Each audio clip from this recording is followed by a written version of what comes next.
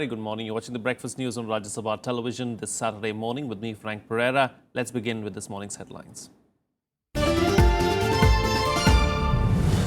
Prime Minister pitches for South African businessmen to invest in India, says it's a bright spot in global economy, says aim is to surpass 8% growth figures.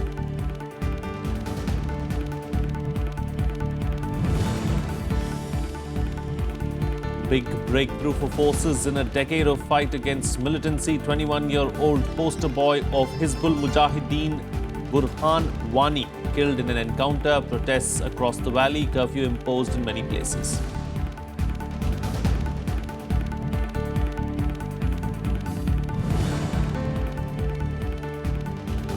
Heavy rains continue to lash Madhya Pradesh and Assam. Army pressed into service in Madhya Pradesh to rescue those stranded.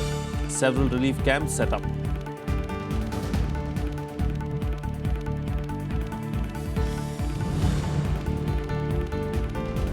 US President Barack Obama cut short Europe trip amid simmering racial tensions. 5 police officers killed by a sniper in protest against killing of black men by police.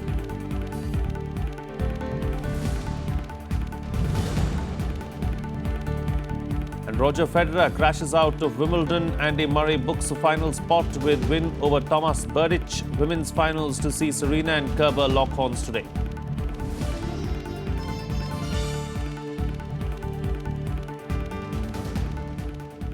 Our top focus on the bulletin this morning. Security has been beefed up and curfew imposed in the Kashmir Valley after 21-year-old poster boy of Hizbul Mujahideen, Burhan Wani, was gunned down by police and army officials on Friday. The killing is being seen as a big win for the security forces. In one of the biggest breakthroughs in a decade for security forces, 21-year-old poster boy of Hizbul Mujahideen, Burhan Wani, was killed in an encounter 83 kilometers from Srinagar on Friday. Wani was shot dead along with 2 of his accomplices after a joint team of police and army launched a search operation on the basis of intelligence inputs about the presence of militants in the area. Burhan Wani had become the poster boy for terrorism in Kashmir. Eliminating him means that a major impetus for gathering terrorists in Kashmir is gone. So I think it's a major achievement for the army and Jammu and Kashmir police. And I think it'll go a long way in curbing terrorism within the valley. Curfew was imposed and internet services suspended after news of Wani's death triggered protests across the valley. Several separatist leaders were placed under house arrest over fear of law and order situation. Amarnath Yatra was also suspended indefinitely on Friday in anticipation of protests. Pro-Pakistan Hurriyat leader Syed Ali Shah Gilani has given a call for Bandh today. Former Chief Minister Omar Abdullah tweeted that the news of the killing is big news, but also warned of tense days ahead. A resident of Tral, Burhan carried a cash reward of 10 lakh rupees on his head. He introduced a new wave of tech-savvy militants who used social media platform to find recruits and influence Kashmiri youths to militancy. Burhan had joined the militant outfit Hizbul Mujahideen in 2010 when he was just 15 years of age. Bureau Report, Rajya Sabha TV. Well, the Supreme Court has said that a distinction must be drawn between the right of self-defense and retaliation and directed a thorough probe into the alleged fake encounter killings in Manipur. The court also said that the army or paramilitary forces cannot use excessive or retaliatory force even in areas under the controversial Armed Forces Special Powers Act. While dealing with a PIL which complained of 1,528 extrajudicial killings in the state from 2000 to 2012 by security forces and police, and observing that the situation in Manipur has never been one of war, the court said killing citizens on suspicion that they are the enemy gravely endangers democracy. The bench also referred to an earlier verdict which cautioned against the use of retaliatory force even against a dreaded criminal. Newly elected Rajya Sabha members took oath on Friday in Chairman Mohammad Hamid Ansari's chambers. Those who were sworn in included BJP's MJ Akbar, Congress's Jairam Ramesh and the BSP's Satish Mishra. Here's a report. These 4 members of parliament took oath of office in the Rajya Sabha chairman's chamber on Friday. They included BJP MP from Madhya Pradesh, MJ Akbar, Congress MPs from Karnataka, Jairam Ramesh, Oscar Fernandes, and the BSP MP from Uttar Pradesh, Satish Mishra. Parliament में कैसा parliament तक सरकार तक पहुंचाएंगे, आवाज़ उठाएंगे तो तब भी पहुंचाएंगे.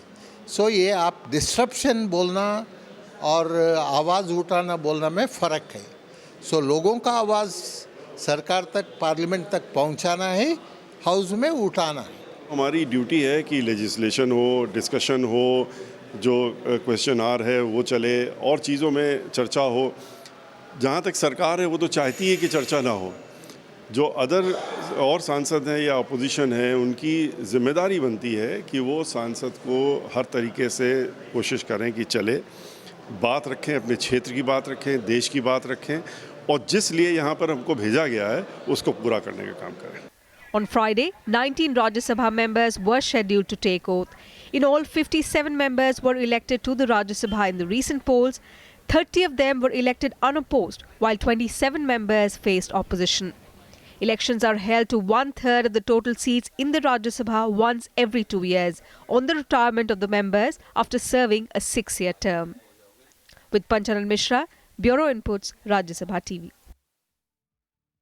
Meanwhile, rains continue to wreak havoc in Madhya Pradesh and Assam. Many parts of the states have been inundated and the army is conducting rescue operations.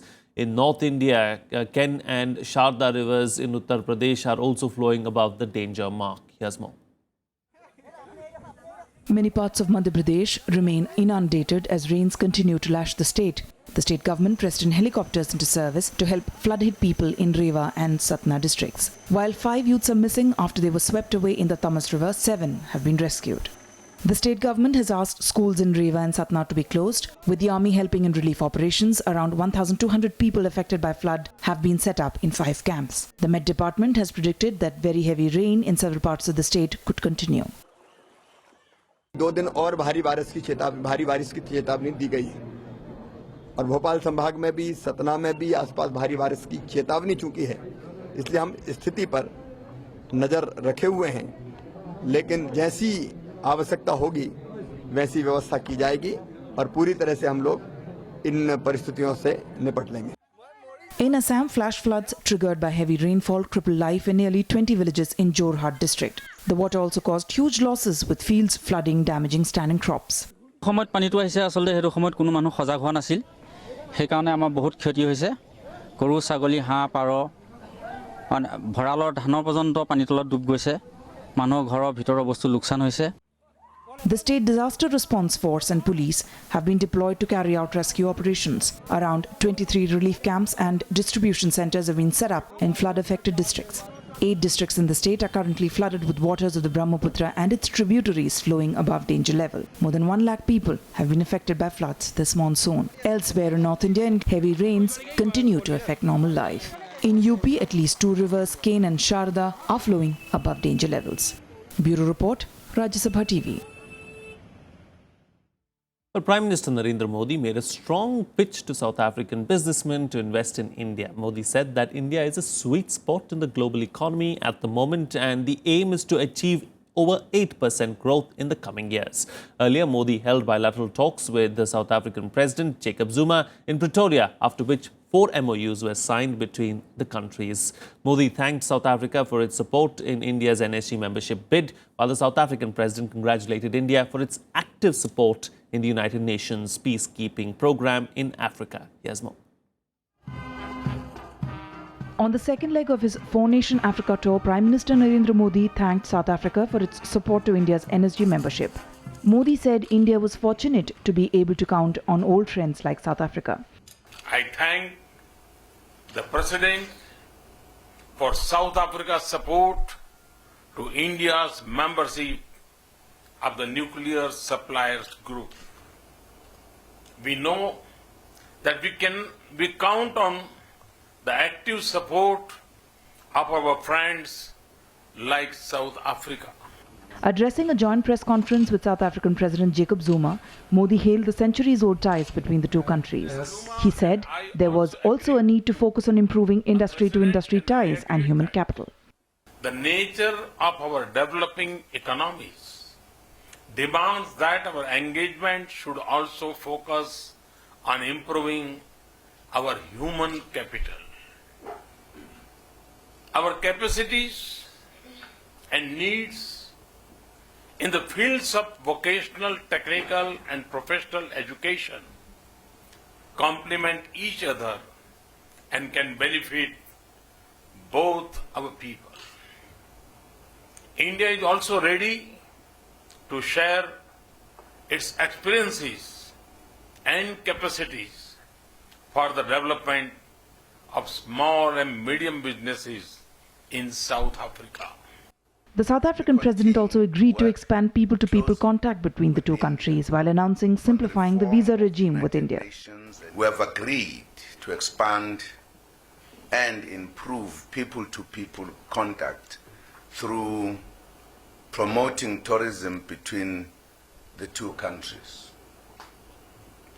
We would like to ensure the Indian side that South Africa is a wonderful tourism destination and that a simplification of South Africa's visa regime with India is underway. India and South Africa signed 4 MOUs on tourism, cooperation in culture and arts, grassroots innovation and information and communication technology. In addition, the leaders also agreed to work more closely on international issues and emerging global challenges. Modi also marketed India as an investment destination to South African businessmen in his address at the India-South Africa Business Meet in Pretoria. India is a bright star in the global economy. We are being seen as the engine of global growth. India has become the fastest growing large economy in the world. At a time of global slowdown, we have registered 7.6% growth in GDP. Later, he visited the Constitutional Hill, the site of South Africa's highest constitutional court, and paid floral tributes to Mahatma Gandhi. He also visited the Nelson Mandela Foundation in Johannesburg, where he interacted with the heroes of the South African anti-apartheid struggle. Modi ended his day with an address to the Indian diaspora in Johannesburg. Modi said India is working to achieve over 8% growth in the coming years and attributed the rise of the country to hope, harmony, optimism, potential and energy. India today is also a land of opportunity for those who want to connect and collaborate, innovate and create, trade and invest, produce and engineer. India is today one of the brightest spots in the global economy. Modi will be in Durban today, where he will visit Gandhi's Phoenix Ashram and meet leaders of the African National Congress. Bureau Report, Rajya Sabha TV. Well, it's time for a short break now, but news and updates will continue on the other side. Stay tuned. We'll be right back.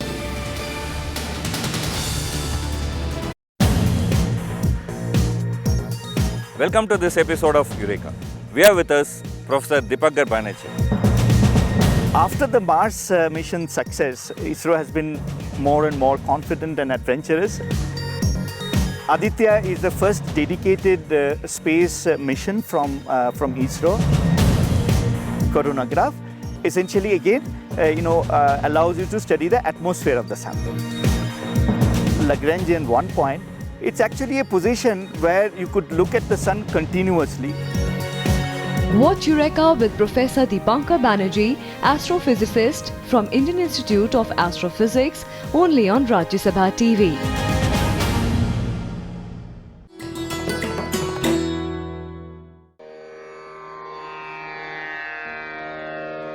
The sacred relics of Buddha were unearthed in Piprava in Uttar Pradesh. Buddhist monks from all over the world visit the National Museum to pay their respects. These charred bone fragments of Buddha are housed in the gold canopy gifted by the royal family of Thailand.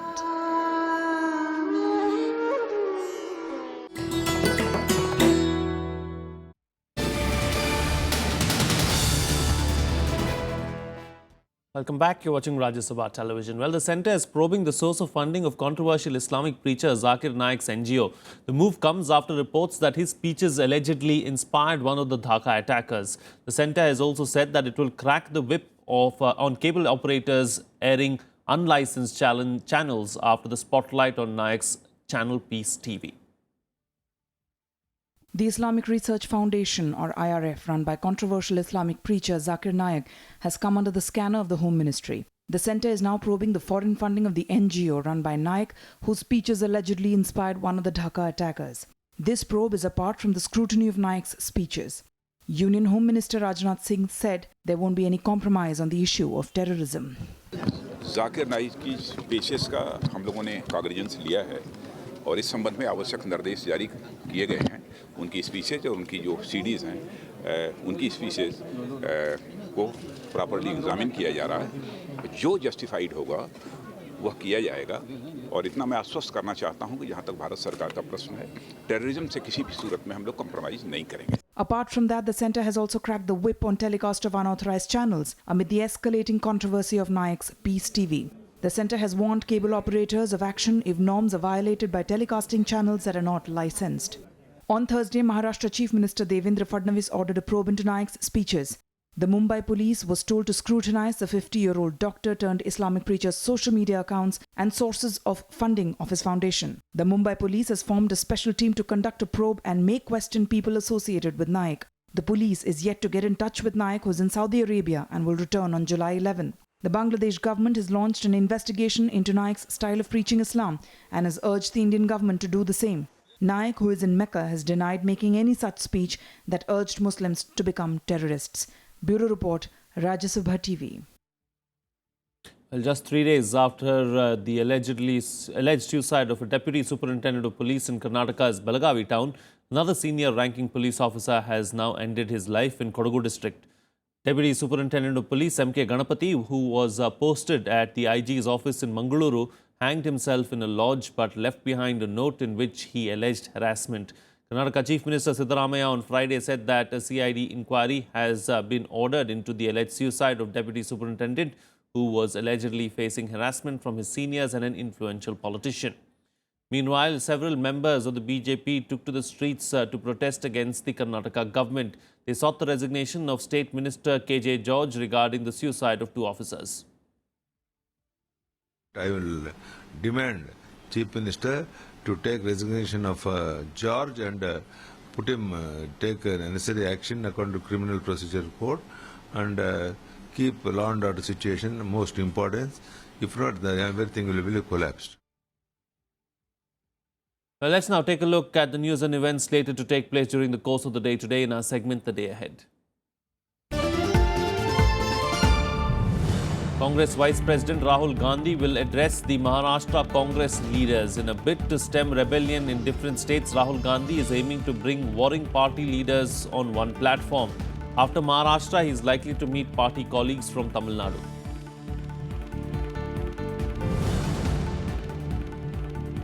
After addressing the recently held Jan Swabhiman rally of Anupriya Patel-led Apna Dal in Varanasi, the BJP President Amit Shah will today attend the Ati Pichtra and Ati Dalit Mahapanchayat on Suhel Dev Bharatiya Samaj Party in Mao.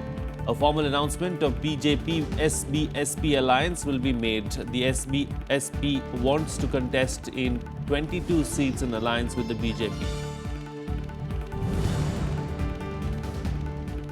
Well, with an eye on the assembly elections, Delhi Chief Minister Arvind Kejriwal will visit Gujarat's Saurashtra region to highlight the agrarian crisis there.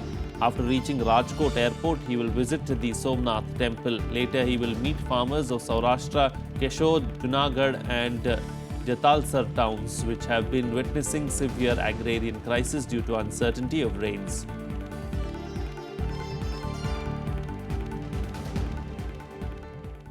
Meanwhile, some international news now. Racial tensions are simmering in the United States after 5 police officers were shot dead in Dallas during a protest against police violence on Thursday night. The lone shooter who was killed later in the gunfight had wanted to kill white police officers because he was angry about the recent shootings of black men by the police. US President has condemned what he called was a vicious, calculated and despicable attack on the Dallas police. It's not about violence.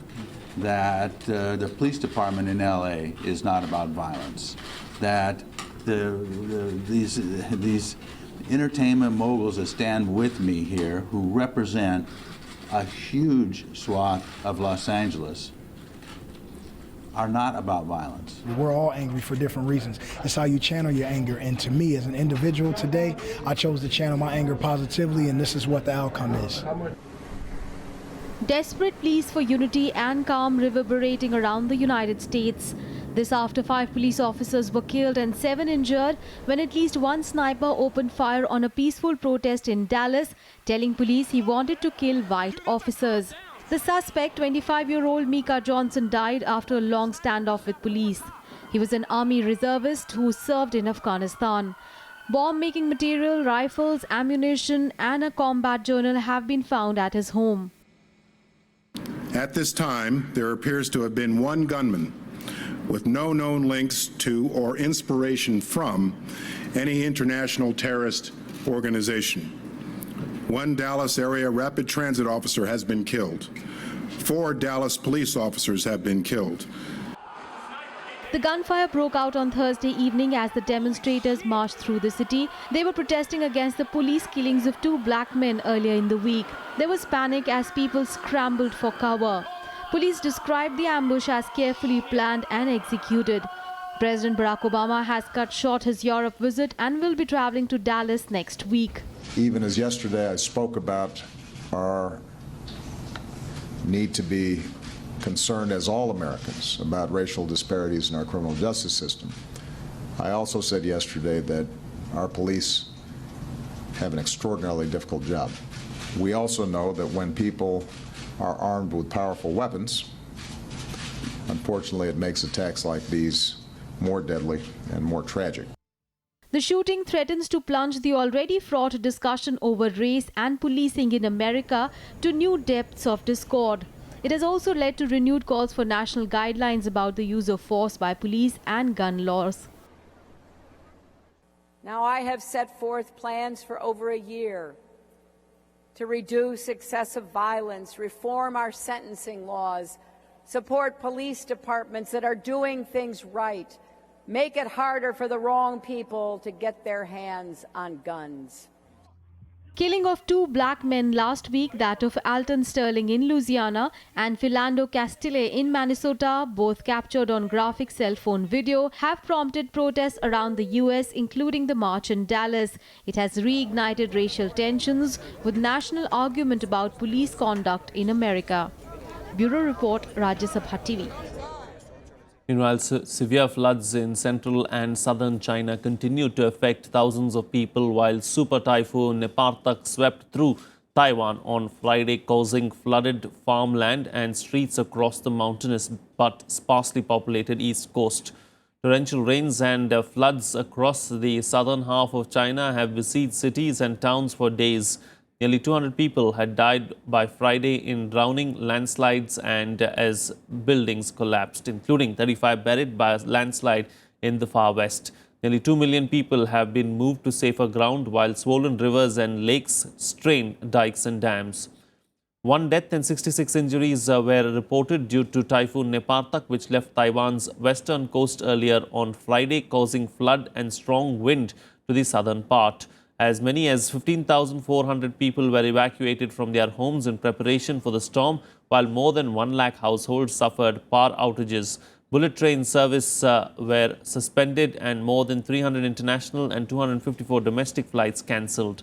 The typhoon, which has been labelled a Category 5 storm, is now expected to cross over the Taiwan Strait and hit China on Saturday. 整个铁皮我们这边4户，整个铁皮通通掀掉了，前面后面通通掀掉，里面掀掉以后，它那个水全部灌进去，都在里面屋里面，没有办法睡，吓死了。从昨天晚上1点开始。Well, here's a roundup of the other international news in our world wrap. The US has expelled 2 Russian diplomats in response to an attack on an American diplomat in Moscow. The 2 officials were told to leave on the 17th of June. The action comes after earlier that month a Russian policeman attacked the US diplomat near the US embassy in Moscow. However, Russia says that the diplomat worked for the CIA and had refused to show ID papers. The United States has announced it will deploy 1,000 troops to Poland as part of NATO efforts to reassure former communist Eastern member states fearful of a more assertive Russia. Britain said earlier this week that it would commit 650 troops to a separate battalion, and fellow NATO allies Germany and Canada have also pledged to stand up their own units. The troops would be in place sometime next year. The US and South Korea have agreed to deploy a controversial missile defense system in the wake of intensifying threats from North Korea. The Terminal High Altitude Area Defense THAAD anti-missile system will be deployed solely to counter the threat from Pyongyang. However, China, which has consistently opposed the plan, lodged a protest with the US and South Korean envoys. At least 25 civilians were killed and 120 others wounded on Friday in rebel shelling of regime-held districts of Syria's Aleppo.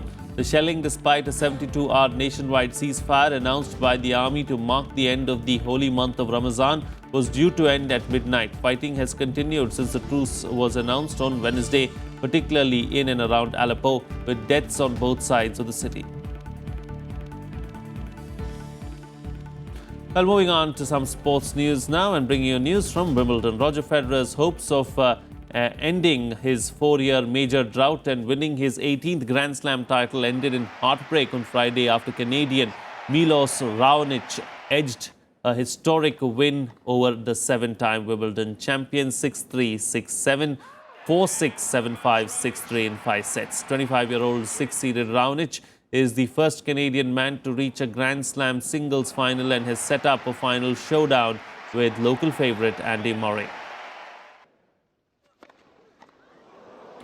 Well, after the number 2 seeded Murray dispatched number 10 Thomas Berdych in straight sets 6-3, 6-3, 6-3 in less than 2 hours, Andy Murray will contest the Wimbledon final on Sunday as the favourite to reclaim the title he first won 3 years ago. This is his 3rd major overall in the 11th Grand Slam final.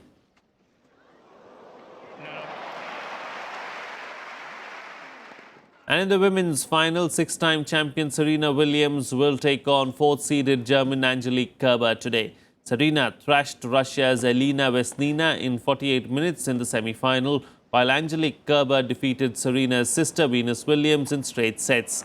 Serena is now 1 victory away from her record-equaling 22nd Grand Slam title. Kerber, however, would be looking to win her first Wimbledon title after beating Serena Williams at the Australian Open, which was her first Grand Slam victory.